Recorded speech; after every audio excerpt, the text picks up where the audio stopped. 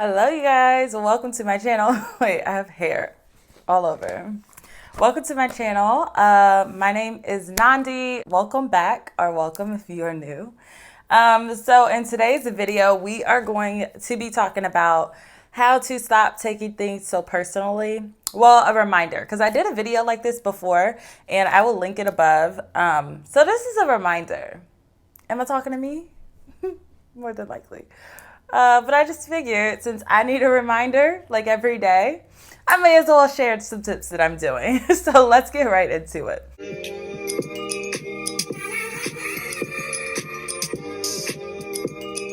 you hear my cats fighting in the background, I apologize. I can't control them. First thing that I am doing to not take things so personally is to remember everyone does not have to like you and to stop worrying about what people think. And honestly, this is probably like the hardest one because like, why are y'all not worried about me? I'm just kidding. But I think that this is so hard because us as humans, like, I think we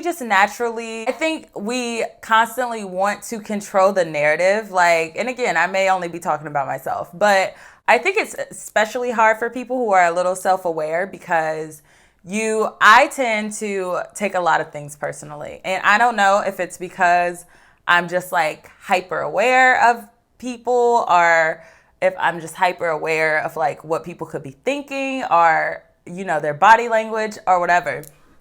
But it is important to remember that everyone does not have to like you.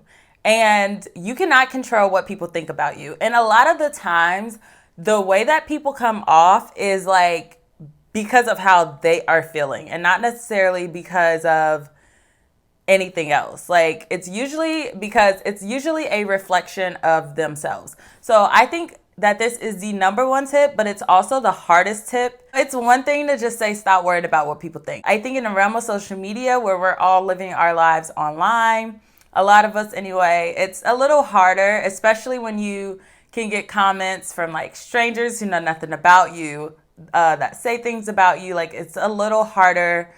It's a little easier said than done to not really try to perceive what people think about you. Okay, the next tip is to stop giving your power away. And by this, I mean, stop letting people dictate how you feel. I'm literally talking to me. I just internalize so much stuff. And I think if you are like me and you are an internalizer, like, this one is for you.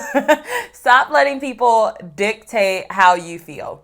And I swear, like once you just stop caring, literally life is better because then people can say whatever they want, do whatever they want, and you are less likely to internalize it. So you are just going to have like a happy day. If somebody comments on something that we do that they don't like, oh well, like you didn't do it. So good for you. Or if someone talks about the way that we look or, what we need to do with ourselves or the way that we dress, like, we just got to stop internalizing. I think the main point of this video is to stop internalizing. And also a part of that, I don't even have this on the list, but a part of not internalizing things is to take things separately, like keep things separate. Like feelings are not facts. And so what someone may feel about you does not necessarily make it true. And kind of actually going along with this is question your beliefs. And so what I mean by that, I'm going to read it because I'm not just like a memory bank here. But basically, the rational emotive behavior therapy argues that a person isn't affected emotionally by what happens to them, but by how they interpret what happens to them. So for example, let's say you grew up to believe that if you hold the door open for someone that they should say thank you. So you go through your life holding the door open. Now, granted, it is a courteous thing to do, but it is not a necessary thing to do. Like no one is required to say thank you. Now, while it is in good etiquette, again, it's not required. So you grow up, you're opening the door, people are saying thank you, blah, blah, going through your life, everything's smooth. And then one day you encounter a woman or a man, you open the door for them, and they just walk right on by. You're looking around like, excuse me? And I know it's happened to us, a couple of y'all before, because some people really do that. But So this theory basically says that we are not angered by the fact that they did not say thank you, but we are angered because we think that they should say thank you. Because on the flip side of that, they could have grown up in a household where that is just standard. That's common. People are opening the doors all the time. So they're just walking right in. So based off that example, a lot of the things that we're not necessarily triggered by things that happen to us, but we are triggered by the interpretation of things that happen to us. And so that's why when people argue or when people fight, there is always different interpretations of the fight, because everyone doesn't interpret things the same way. Like, there is the way that something happened, and then there is the way that we interpreted it, what happened. So it's like feelings get involved, actions get involved, and a lot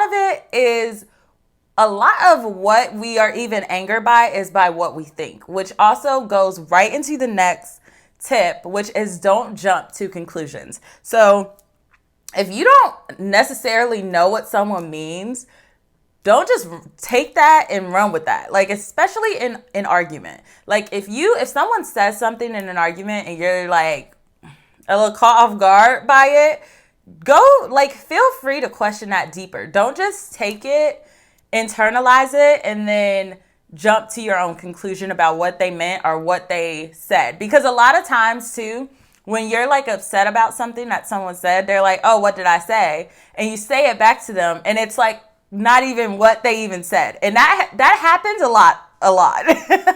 Like, a lot of the time when someone asks you what you're mad about and you tell them what they said to you, they're like, that is not even what I said, because you are internalizing that differently. There are a lot of perspectives that come into play with certain things that happen. So if you don't understand something, ask. And, if you need a little more clarity, then get the clarity, because otherwise it's going to have you jumping to conclusions or interpreting things a certain way when that is not even what that person meant at all. The last tip that I have is to create space between you and your reactions. And this is easier if you are on the phone with someone, or not even on the phone, but if you're like texting someone, it's a little easier to do this. It's easy to do this when you're on social media because you can just click off the app.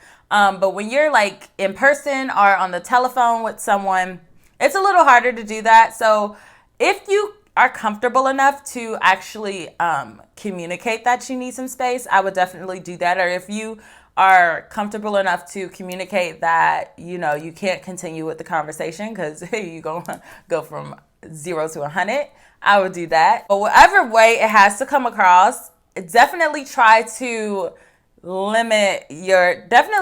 increase your reactionary time. And this is something that I'm still working on. I haven't actually been really mad though in a while. So I have my attitudes, but I haven't really been mad in a while. So this is something that I'm actively trying, is to increase my reactionary time.